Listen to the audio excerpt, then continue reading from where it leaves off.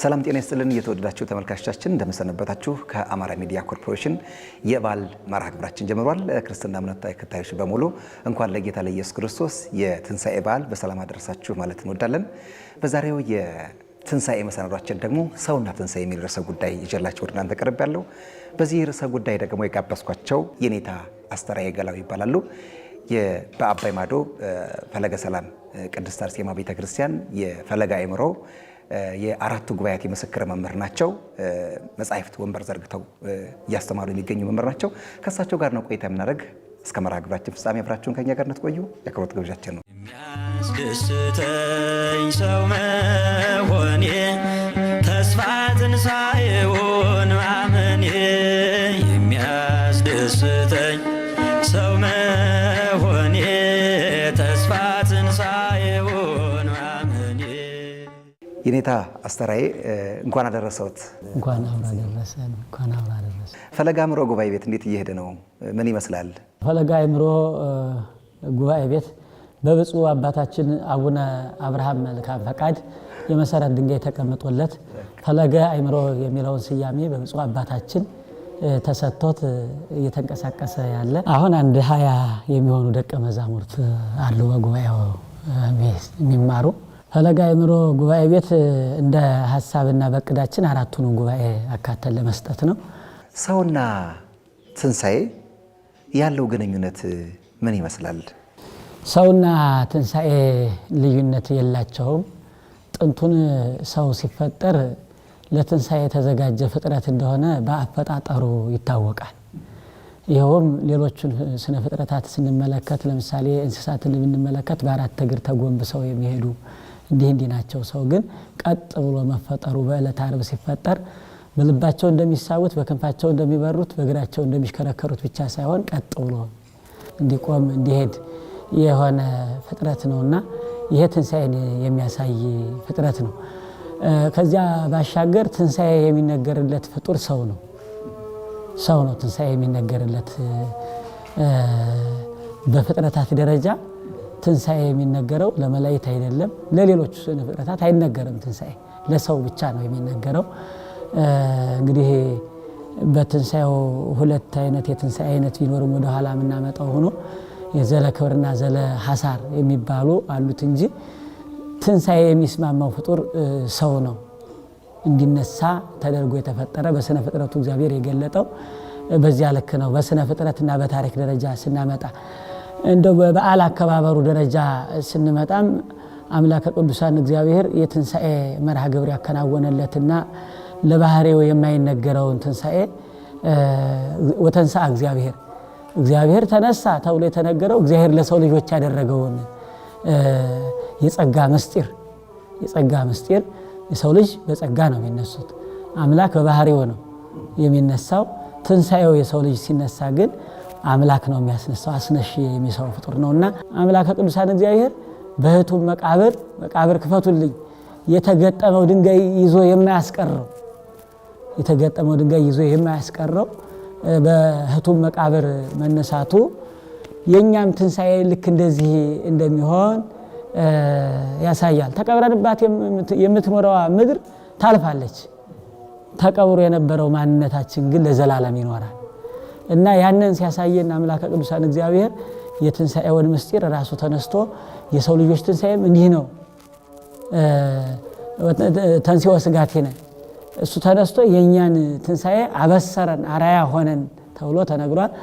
ይህንም ሲያደርግልን እንዲሁ እሱማ አምላክ ቢሆን ነው፣ ስልጣኑ የራሱ ቢሆን ነው፣ የባህሪ ገንዘቡ ስለሆነ ነው እንዳንል ገና ሲያስተምር በአራት ቀኑ የተቀበረውን አልዓዛርን እያስነሳ በምስጢር እያጓደደ አመጣና የና አልዓዛር ትንሳኤ ጊዜያዊ ትንሳኤ ነው፣ መልሶ ሞትን ያስከትላል።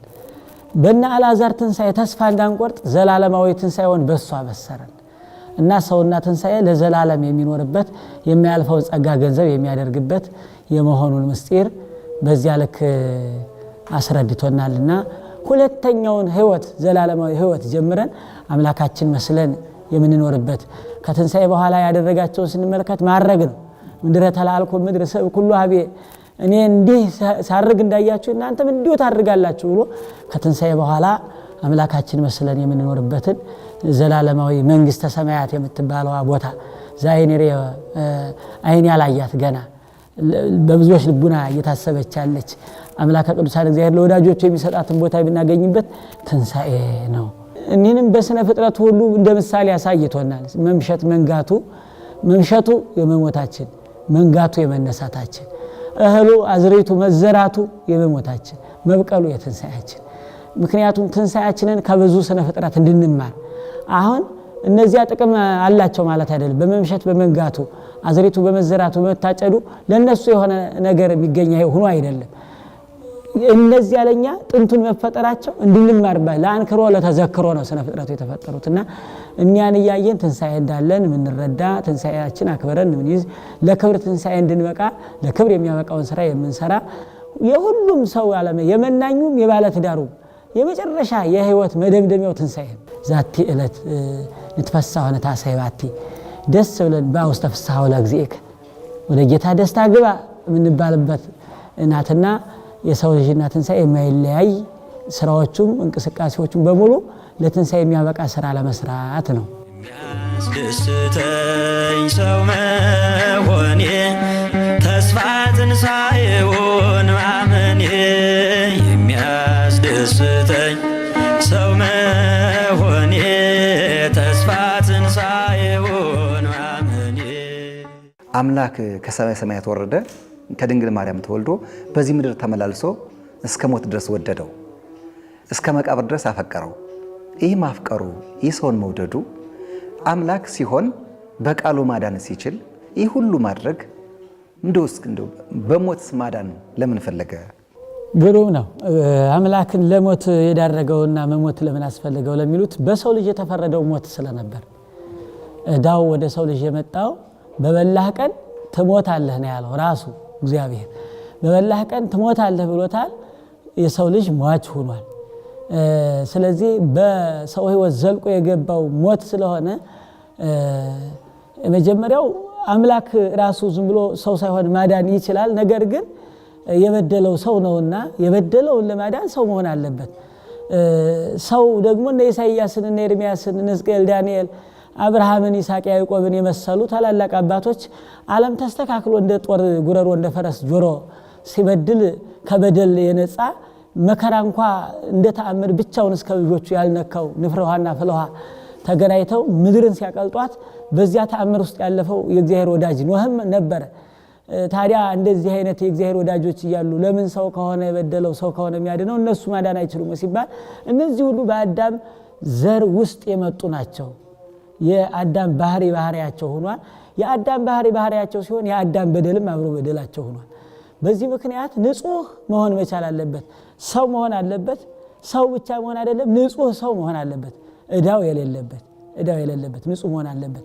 ንጹህ መሆን ብቻ አይደለም፣ የተፈረደበት እዳው ሞት ነውና መሞት አለበት። እዳው ሞት ስለሆነ መሞት ብቻ አይደለም፣ ሞትን ማሸነፍ አለበት።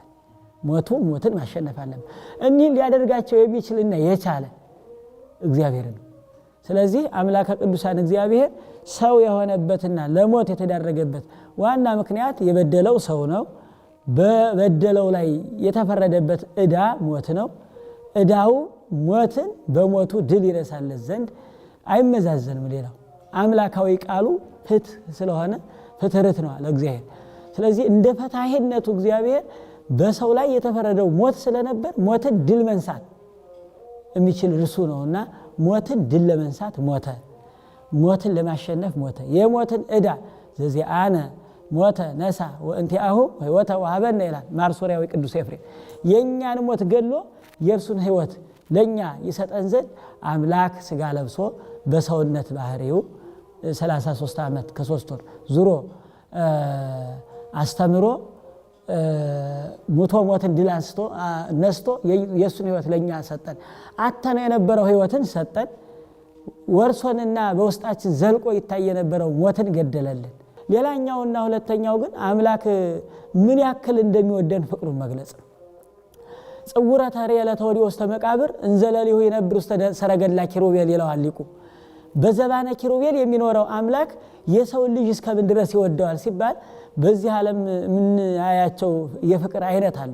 እወድሃለሁ እወድሻለሁ ሰዎች ከሆነ ነገር ተነስተው ፍቅርን የሚገልጹበት መንገድ አለ በስጦታ በአበባ በመጠራራት አብሮ በመብላት በመከባበር በመሳሰሉት ነገሮች ይገልጻሉ ከነዚያ ነገሮች አንዱ ሲያቆም ፍቅራቸው ያቆማል ልክ እንደዚህ አይደለም የእግዚአብሔር ፍቅሩ ጥንቱን በመልኩ ፈጥሮና በመቀበል መካከል ያለ አይደለም የእግዚአብሔር ፍቅሩ ጥንቱን መልኩን ሰጥቶ ፈጠረ መልኩን ሰጥቶ ፈጥሮን ለዚያ ለሰጠን መልክ የሚሆን ቁመናና ተአማኒነት ብናጣ እንኳን ያን ያጣናውን መልካችን እስከ ተቀበርንበት መቃብራችን ድረስ ወርዶ አነሳን ስለዚህ የእግዚአብሔር ፍቅሩ የሚለካ የሚመዘን እንዲህ ነው ተብሎ በፍጡር አንደበት ሊነገር የማይችል ዝም ብሎ ራሱ እግዚአብሔር ፍቅር ነው ይላል ሐዋርያው እግዚአብሔር ፍቅሩ ባህሪው እግዚአብሔር ፍቅር ስለሆነ ፍቅሩስ እስከምን ድረስ ነው ከተባለ በጆሮአችን የሰማነው በጆሮ ጽለተ አይሁድን የአይሁድን ስድብ ሰምቶ በአይናችን መርገምን መውረድን እንዳየን ግርማ አይሁድን በአይኑ አይቶ በእጃችን ጸበለስን እንደቆረጥን እጁን ተቸንክሮ እግሩን ተቸንክሮ በጠቅላላው ፍቅሩን ሲገልጽልን እዳችንን በገባበት ልክ ነው ያስወጣልን በገባበት ልክ በበደልነው መላ በአምስቱም ህዋሳት ተበድለናል በአምስቱም ህዋሳት በአፉ መረራ ሐሞት ጠጥቷል ጸበለስን በበላንበት እና በአምስቱም በደል በአምስቱም ህዋሳት ካሰልን አምስቱም ህዋሳት ወደ መካነ መቃብር ወርደው ነበር መቃብር ድረስ ወርዶ አነሳን ባህሪያችን ባህሪው አድርጎ እስከዚህ ድረስ ነውና ሞትን ለመግደል ፍቅሩን ለመግለጽ አምላከ ቅዱሳን እግዚአብሔር ሰው ሆኖ ወደ መቃብር ወርዷል ከዚህ ጋር አብሮ የሚነሳ ይህ ሁሉ የተደረገለትና የሚደረግለት ለሰው ነው ስለዚህ ለሰው ከሆነ ክብሩን መነሳቱ ክርስቶስም ለሰው ከሆነ ሰው ለምን ይነሳል ምን ተነሳብ ይላል ነው የእግዚአብሔር ዳዊት በውኑ ሰው ምንድነው ሲፈጠር በእግዚአብሔር መልክ የተፈጠረ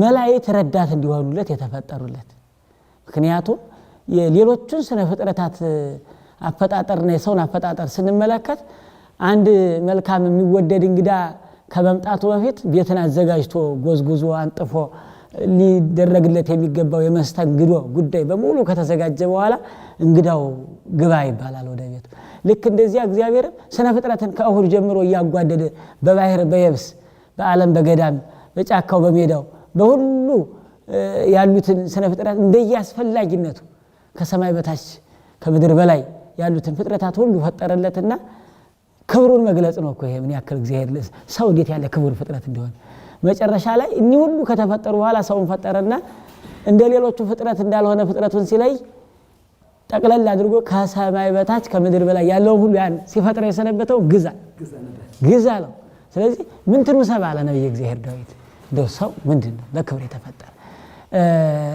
ከዚያ በኋላ ነቢያት ተነስተው ትንቢት የተናገሩለት የሰውን መዳን እግዚአብሔር ሰው እንደሚሆን ናሁ ድንግል ተጸንሶ ተወለደ ወልደ የሰውን መዳን በጠቅላላ ነገረ ትንሣኤው እስከ ነገረ ምጽአት እስከ ዳግም እግዚአብሔር ሰጋሃደ ይመጽእ እስከሚለው ድረስ ጠቅላላ አድርገው ነቢያት ትንቢት የተናገሩለት ነው የሰው የሐዋርያት መላክ ለሰው ነው የመጻሕፍት መጻፍ ለሰው ነው የአምላክ ስጋና ደም መቆረስ ለሰው ነው የምስጢራት መፈተት ለሰው ነው ለሰው ያልተደረገ ምንም ነገር የለም ሁለንተናዊ እግዚአብሔር ስራዎቹን ስንጠቀልላቸው ለሰው መድኃኒት ናቸው ሰው የሚከብርባቸው ሰው ፈጣሪው ጋር የሚታረቅባቸው ሰው ፈጣሪውን የሚያውቅባቸው የሚገለግል ለጥቅሙም ለክብሩም አድርጎ ፈጠረለት እግዚአብሔርና ሰው ልዩ ክቡር ፍጥረት ነው በእውነቱ ሲገልጡ በጣም የደነቀኝና አንድ የሚገለጽ አባባል አለ መላእክትን እንበለ ስጋ ነው የፈጠራቸው ያለ ስጋ ፈጥሯቸዋል በሰው እንዴት አድርጎ እንደፈጠረው በሰው አፈጣጠር ላይ ይቀናሉ የሚባል አሳባል እንዴት ነው ሰው ነገር ቅናት የመንፈሳዊ ቅናት ነው በልማደ ሰብ ደረጃ ነው ክብራቸው ጸጋቸው አንሷቸው አይደለም የእግዚአብሔርን ቸርነት ያደንቃሉ ነው ለሰው ልጅ እግዚአብሔር ያደረገለትን የእግዚአብሔር ቸርነቱን ከሃሊነቱን ችሎታውን የእግዚአብሔር ከሃሊነቱን ያደንቃሉ ያመሰግናሉ እጹብ ይላሉ እንጂ አሁን ለቅዱስ ሚካኤል የተሰጠው ለቅዱስ ገብርኤል የተሰጠው የማያልቅ ደስታ ሽርፍራፊ ቅጽበት እንኳን ምንም ከጣይሙ እንድትተው እንድታቋርጠው የማትችል ጣይም ነው ያላቸው ቅዱሳን መላእክት እና ግን ደግሞ ለሰው የተደረገለትን ክብር ሲያዩ እጅግ ያደንቁታል እንደውም ይጓጉ ነበር ተብሎ የተነገረው ምንድነው በሰው ልጅ ድነት ውስጥ በተለይ ሰው ከወደቀ በኋላ ክቡር ፍጥረት እግዚአብሔርን የሚመስል ፍጥረት ነው አዳም እግዚአብሔርን የሚመስለው ብቸኛው ፍጥረት አዳም እና ወድቆ ሲኖር እንደ ትልቅ ወንድም ያዝኑለታል። እግዚአብሔርን የሚመስል ፍጡር እስከ መቼ ድረስ ራርቶ እግዚአብሔር የቸርነቱን ስራ ሰርቶ አድኖት እያሉ ልክ እንደ ትልቅ ወንድ ትንሽ ወንድሙን አባቱ ሲቆጣው ትልቅ ወንድም እንደሚያስብና እንደሚያዝንለት ሁሉ እነሱ እንደ ትልቅ ወንድም እኛን እንደ ትንሽ ወንድም ያስቡ እንደነበር መጻሕፍት አባቶቻችን ይገልጻሉ። ከዚያ በተጨማሪ ግን ምንድነው የሰው ልጅ በጎ በሰራና በነበረበት ክብሩ በጸና ቁጥር የመላእክት የሚጨምርላቸው ጸጋ አለ። አምላክ ሰው ሆኖ ተወልዶ ወደዚህ ዓለም ከመጣ በኋላ ሰው የሚያቀርበውን ጸሎት የሚጸልየውን የሚሰዋውን መስዋዕት የሚያደርገውን በጎ አድራጎት ወደ አምላካቸው ያቀርባሉ። ያን በማድረጋቸው ጸጋ ክብር ጣዕም መዓዛ ሲጨመርላቸው ይኖራል ቅዱሳን መላእክት እና ለመላእክት ጸጋ መጨመር ምክንያት የሆነ ነው። ምክንያት የሆነ ሰው ለሰው ነው ልብሱ ሲባል ከሰው ውጭም ላለው ደግሞ ሰው አስፈላጊ ፍጥረት ነው ማለት ነው። ሁሉ ፍጥረት ተፈሳ በምጽአትከ ይላል ነብዩ እንትን ማርሶሪያው ቅዱስ ኤፍሬም ሰው በመሆንህ በመወለድህ ፍጥረት ሁሉ ደስ አለው አለ። ፍጥረት ሁሉ ደስ አለው። ሰው ከፈጣሪው ጋር ሲጣላ ብዙ ነገሮች ፍጥረታት ችግር ገጥሟቸዋል በሙሉ ለሰው የሚመጣው መቅሰፍት እንደው ለመላእክት ባለ ነገር እንኳን ሌሎቹን ፍጥረታት በምድር ያሉ እንስሳት አራዊት አእዋፍ ጠቅላላ በሰባተካት በሰባሰዶም የሚመጡ የነበሩ መቅሰፍቶች ማአት በሙሉ ያገኛቸው ስለነበሩ ሁሉ ፍጥረት ተፈሳ በምጽአትከ ይልና መላእክት ደስ አላቸው። በጣም ድንቅ። የተወዳችሁ ተመልካቾቻችን ቆይታችሁ እያደረጋችሁት የምትገኙት ከአማራ ሚዲያ ኮርፖሬሽን ነው። የበዓል መሰናዷችን ለእናንተ እየቀጠለ የሚገኘው ለመላው ክርስትና እምነት ተከታዮች እንኳን ለጌታ ለኢየሱስ ክርስቶስ የትንሣኤ በዓል በሰላም አድረሳችሁ እንላለን። የጀመርነው የመወያያ ርዕሰ ጉዳይ ደግሞ በዓልን ምክንያት በማድረግ ሰውና ትንሣኤው ምን ይመስላል፣ ሰውና ትንሣኤ ያለው ግንኙነት ምን ይመስላል የሚለውን እንግዳ ጋብዘን ቆይታ እያደረግን የምንገኘው እንግዳችን ደግሞ የኔታ አስተርያ ገላው ናቸው። በአባይ ማዶ ፈለገ ሰላም ቅድስት አርሴማ የፈለገ አእምሮ የአራቱ ጉባኤያት የምስክር መምህር ናቸው። በዛ እያስተማሩ ነው የሚገኙ ማለት ነው። ከእሳቸው ጋር ነው ቆይታ ያደርግን የሚገኘው። አብራችሁን ቆያውንም መሰረታችን ይቀጥላል።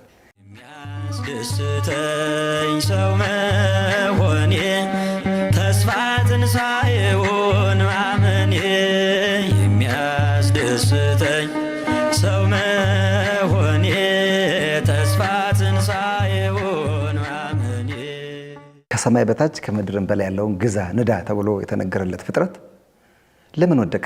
ሰው ስለሆነ ወደቀ። አንደኛ ሰው ስለሆነ ማለት ምንድነው ሲብራራ ሙሉ ነፃነት የተሰጠው ማለት ነው። ሰው ማለት ሙሉ ነፃነት የተሰጠው ማድረግም አለማድረግም እንዲችል ተደርጎ የተፈጠረ ፍጥረት ነው።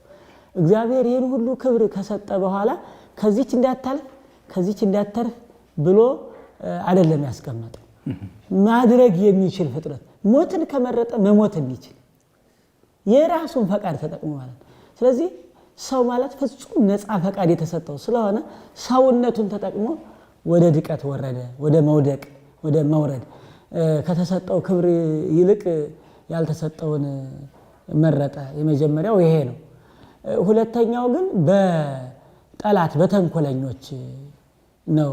በአጋንንት በዲያብሎስ በኩል እባብና ዲያብሎስ አዳሪና ማህደር በመሆን የአዳምን አማኝነቱን የዋህነቱን ተጠቅመው ሔዋንን ጸበለስን እንድትበላ አድርገው ከነበረው ክብር ከዚያ ጸጋ ገነትን ያክል ቦታ እግዚአብሔርን ያክል ጌታ ልጅነትን ያክል ተድላ ደስታ ካለበት ማስወጣት ለራሱ የወደቀው ዲያብሎስ አሁንም ደግሞ ሌሎችን የከበሩ ነገሮችን መጣል ነውና ዓላማው ከክብር እንዲወርድ የሰይጣን ሐሳብና ድርጊት ሆነ። የመጀመሪያው ግን ባለቤቱ ራሱ ነው ነፃነቱን የተጠቀመ። ምክንያቱም ምንም እንኳን ለመውደቁ ምክንያት የሆኑ ነገሮች ጸበለስ ሔዋን ምናምን ቅደም ተከተላቸውን በርግመቱ በኩል በኋላም ስንመጣ የምናያቸው ከመርገም ከድቀት በኋላ ከስተት በኋላ እግዚአብሔር ደሞ ይለለወርሁ ብሎ ሔዋንን ሲረግም ኮሪ በእንግዳኪ ወብልዕ ጸበለ መሬት በደረትሽ ሂጅ አፈር ብቻ እየበላሽ ኑሪ ብሎ እባብን ሲረግማት ብንመለከትም አዳምንም እንዲሁ ሲረግመው ብንመለከትም ነገር ግን ይህ ሁሉ ስህተት መጀመሪያው ባለቤቱ ራሱ አዳም እና ለመውደቁ ምክንያት የሆነው እርሱ ነው። አንዳንድ ጊዜ ነፃነትን አለማወቅ ከባድ ነው በእውነቱ። የተሰጠን ነፃነት ተጠቅሞ ሞትን መምረጥ በጣም የብዙ ሰዎች አሁንም የምንመለከተው ያቺ ነፃነት ናት የተመለሰችልን። እግዚአብሔር የግድ አምላክ አይደለም።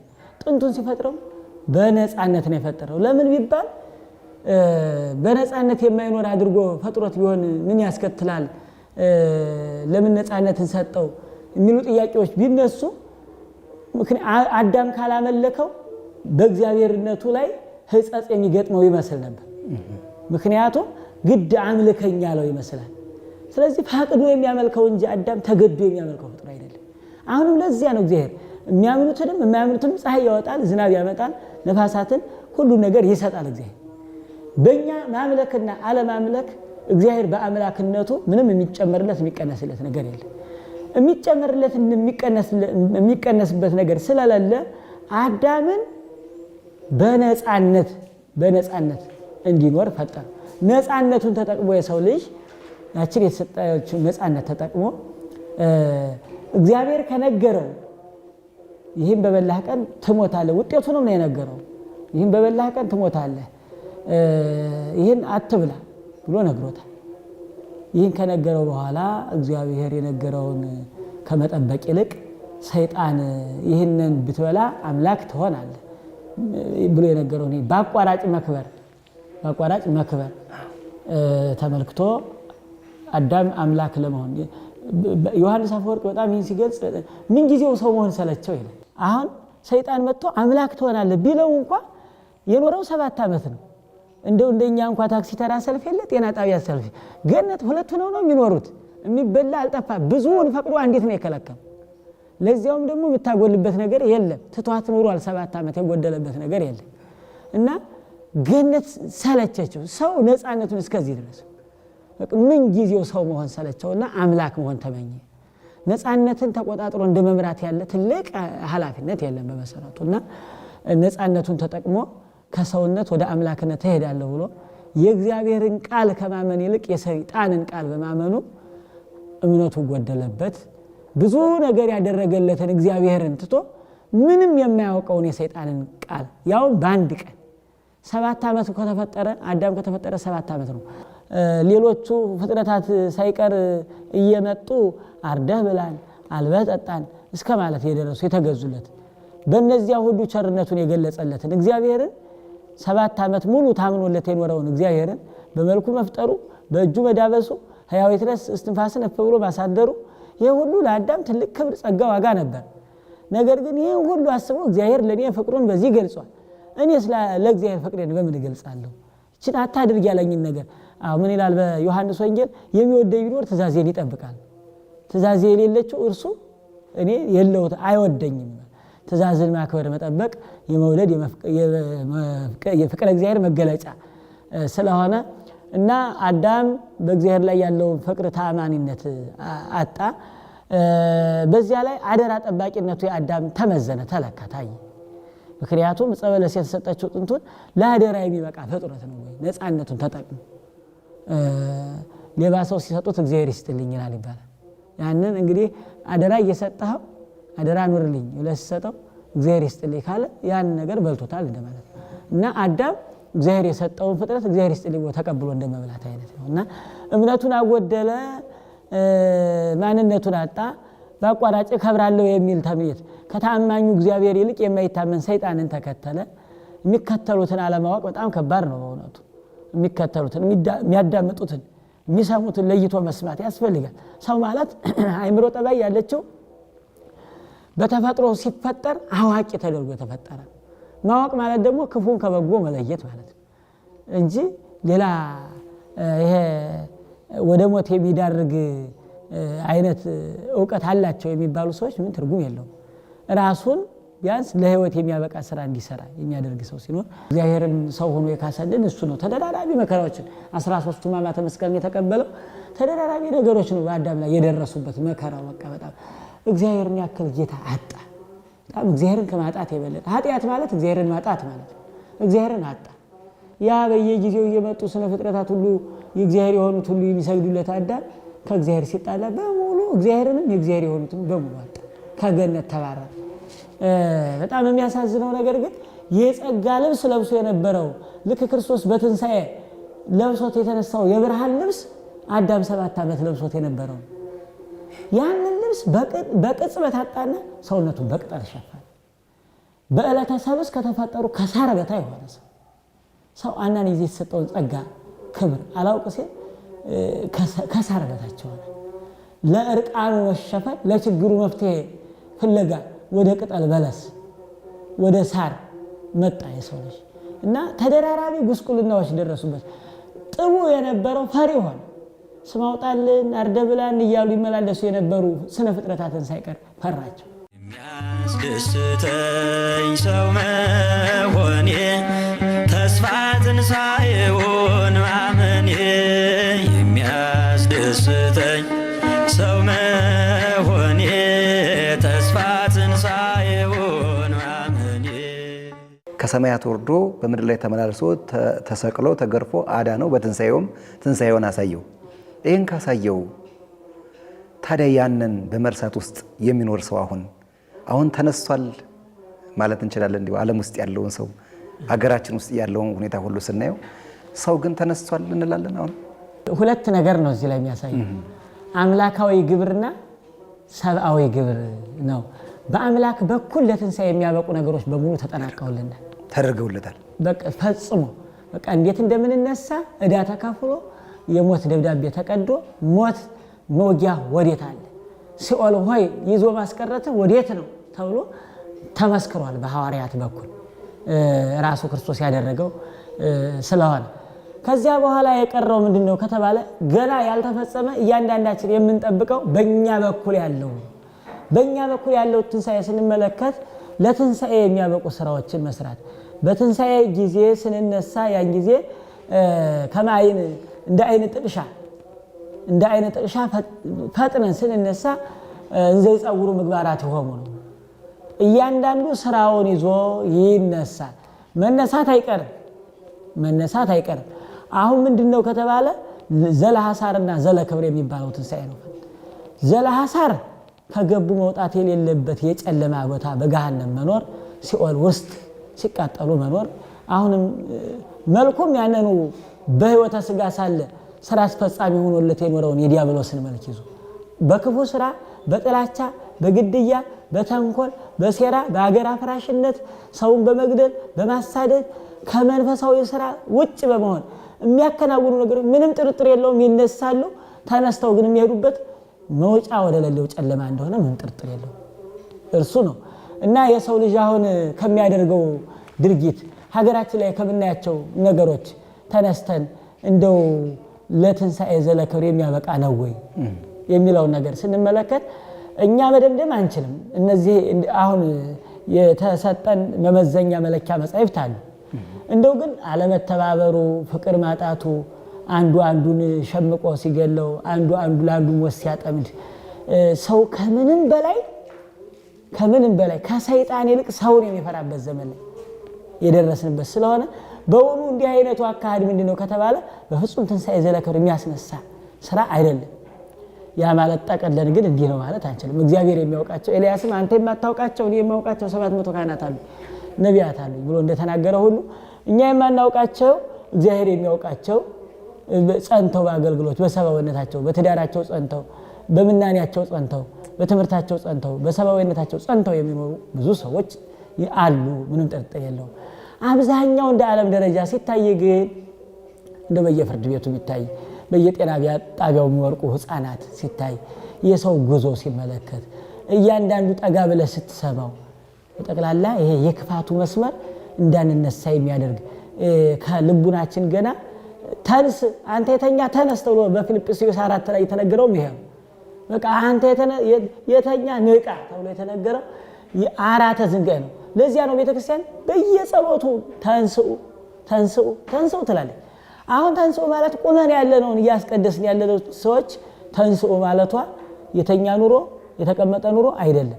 በአራተ ዝንጋይ በአራተ ኃጢአት በክፋት በበደል በተንኮል አልጋ ላይ የተኛችሁ በተንኮል መቃብር የተቀበራችሁ ልቡናችሁ የሞተባችሁ ሰዎች እናንተ ወደ ትንሣኤ ዘለክብር ወደ ትንሣኤ ዘጉባኤ ወደ መልካሙ ትንሣኤ ወደ መንግሥተ ሰማያት ለሚሄደው ለሚወስደው ስራ ተነሱ እያለች ለተነበሩ ተንሰው ወለተረምሙ አውሰው ማርያም ሀበ ቃለ ስብሐት ጸውዑ እያለች ቤተክርስቲያን ነጋ በየጊዜው ባለች 360ውን ቀን ቤተክርስቲያን ተንስኦ ያላላችበት ቀን የለም። እንኳን አይደለም ቀርቶ ትንሣኤ ዘለክብር የሚያስነሱ በምድር ሳሉ የእግዚአብሔርን መዓት ቶሎ ቅሰፈ ብሎ መዓቱን እንጂ ምሕረቱን እንዳይልክ የሚያደርጉ መቼም በከመ ምሕረትከ አምላክነ ወአኮ በከመ አበሳነ ብለዋል አባቶቻችን።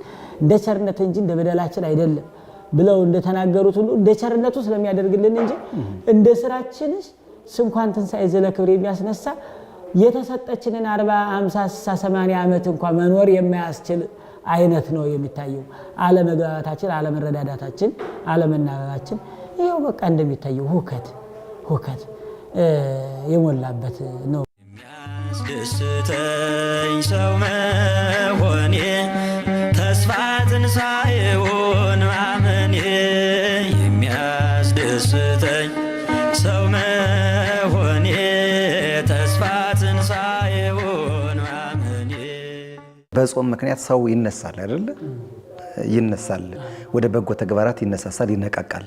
ይሄ የተነቃቃው የተነሳሳው ክብረ ስብዕናውም ክብረ ልዕልናውም እንደተነሳ እንዲቀጥል ትንሣኤ ስብዕናው ራሱ ትንሣኤ ሕሊና ብለውታል ቅድም እርስዎትና ያ እንዲቀጥል ምን ያደርግ ይላሉ? መጨረሻ ሁለት ነገሮችን ማሰብ አለበት። አንደኛ ጣዕመ መንግሥተ ሰማያትን ማሰብ ሁልጊዜ ሰው ከትንሣኤ ላለመውረድ ያለበትም ይበቃኛል ብሎ ባለበት ላለመቆም ጨምሮ በጎ ነገር ለመስራት አሁንም በየጊዜው መንግሥተ ሰማያትን ጣዕሟን ማሰብ። በሁለተኛ ደረጃ ምረረ ገሃነመ እሳትን ማሰብ። ሰው የገሃነመ እሳትን ክፋቱንና የመንግሥተ ሰማያት ጣዕሙን እኒህ ሁለቱ ነገሮች ካልጠፉበት ከትንሣኤ ዘጉባኤ ለመለየት የሚያስችሉ ስራዎችን አይሰራም። ስለዚህ ምረረ ገሃነመ እሳትን መዘንጋት የለበትም። አየ ነው አሁን በአዳም በኩል የደረሰው 5500 ዘመን በሲኦል መኖር በጣም ከባድ እኮ በጣም ምንም ባልሰሩት ኃጢአት ከእግዚአብሔር ተለይቶ ገሃነመ እሳት ከሲኦል ደግሞ እጅግ የሚከፋ ተጠምቆ የወጣ ነው የሲኦል እሳት ይላል ከገሃነም በጣም ከዚያ 7 እጅ የሚከፋ ነው። እሱን የሚያስብ ሰው ምረረ ገሃነመ እሳትን የሚያስብ ሰው ምንም ቢሆን ለትንሣኤ ከሚያበቁ ስራዎች ወደ ኋላ አይልም። ጣዕመ መንግሥተ ሰማያትንና ምረረ ገሃነመ እሳትን ሁልጊዜ ጽፎ ከትቦ ከአንደበቱም ሳይለይ ከአእምሮውም ሳይዘነጋ መያዝ ነው። እኒህን ለማድረግ ሰው ምረረ ገሃነመ እሳትን ለመተውና ጣዕመ መንግሥተ ሰማያትን ገንዘብ ለማድረግ ሀዲገ ልማድና መቲረ ፈቃድ የሚባሉ ነገሮች አሉ። ሀዲገ ልማድ ማለት ከዚህ ልማዳዊ ከሆነ የክፋትና የተንኮል ስራ መጥፎ ከሆኑ ነገሮች ከለመዱብን ነገሮች መውጣት ነው። ሁለተኛው መቲረ ፈቃድ ማለት ፈቃድን ቆርጦ መተው። ብዙ ፈቃድ አሉ፣ ፈቃዳት የሥጋ ፈቃዳት መሾም፣ መሸለም፣ በስልጣን መኖር እንዲህን ለማስቀጠል ሀብት ለማግኘት የሥጋ ፈቃድን ለመሙላት ምኞቷን ለማርካት ሲባል መረረ ገሃነመ እሳትና ጣዕመ መንግሥተ ሰማያትን የሚያስረሳ ስራ ይሰራልና ሀዲገ ልማድ መቲረ ፈቃድ ጣዕመ መንግሥተ ሰማያት መረረ ገሃነመ እሳት እኒህን የያዘ ሰው እንደውም ሁልጊዜ የሚሰማው አንሶኛል። አንድ ጊዜ አንዱን ወጣኒ መነኩሴ ሰይጣን ሄዶ ይበቃል እኮ የምትሰግደው ስግደት ይበቃል፣ ለምን ታበዛለህ? በዚያውም ላይ ገና አንተ ሕፃን ነህ፣ 30 ዓመትህ ነው። እንግዲህ በላይ እኮ ገና 50 ዓመት አለ። ለምንድን ነው አለ። እንዴ እኔ እኮ 70-80 ዓመት መስሎኝ ነው፣ 50 አልቆ ሄደ። ታዲያ ለዚህ እድሜ እንዴት ብዬ ነው የምኖረው ብሎ ስግደቱን አብዝቶ በቁጥርም በመጠንም በፍጥነትም ጨምሮ ሰገደ። ምክንያቱም ጣዕመ መንግሥተ ሰማያትን ስናስብ የምናደርገው ነገሮች በሙሉ ያንሱብን፣ የምናደርጋቸው በጎ ስራዎች በሙሉ ያንሱ።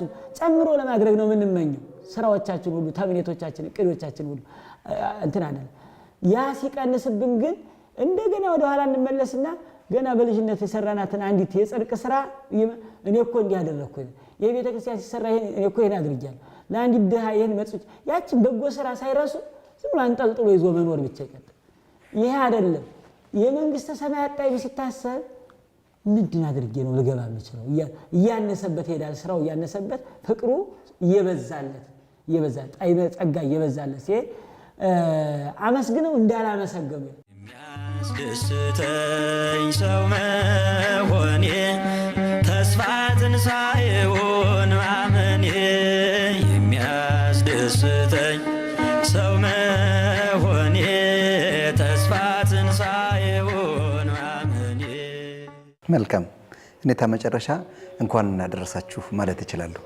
አምላከ ቅዱሳን እግዚአብሔር ባጭብቆ በጠባብ ደረት ተወስኖ ለ5500 ዘመን ይፈለግ የነበረውን ቦታ ገነትን መንግስተ ሰማያትን ለመውረስ የምትመኙ በዚህ ይህን ገነትን የሚያወርሰውን ስራ በመስራት ያላችሁ በዓለምም በገዳምም በምናኔም በትዳርም በጉባኤ ቤትም በየትኛውም ደረጃ ሆናችሁ ትንሣኤውን ተስፋ አድርጋችሁ ትንሣኤውን ደጅ እየጸናችሁ ለትንሣኤ የሚያበቃ ስራ እየሰራችሁ ያላችሁ ኦርቶዶክሳውያን ክርስቲያኖች በሙሉ ለዚህ ለክርስትናው ያልታደላችሁ ወገኖቻችን ወደ ተክርስትናው ታድማችሁ አምላከ ቅዱሳን እግዚአብሔር የተነሳትን ትንሣኤ ተነስተን አብረን አምላካችን ክርስቶስን መስለን እንድንኖር እግዚአብሔር ይርዳን። እንኳን አደረሳችሁ ማለት ፈልጋለሁ። የኔታ አስተራየ ገላው የፈለገ አእምሮ የአራቱ ጉባኤያት የምስክር መምህር አብረውን ከኛ ጋር ቆይታ ስላደረጉ እጅግ አድርገን የምናመሰግን። በድጋሚ ደርሰውም መልካም በዓል ይሁንልዎት።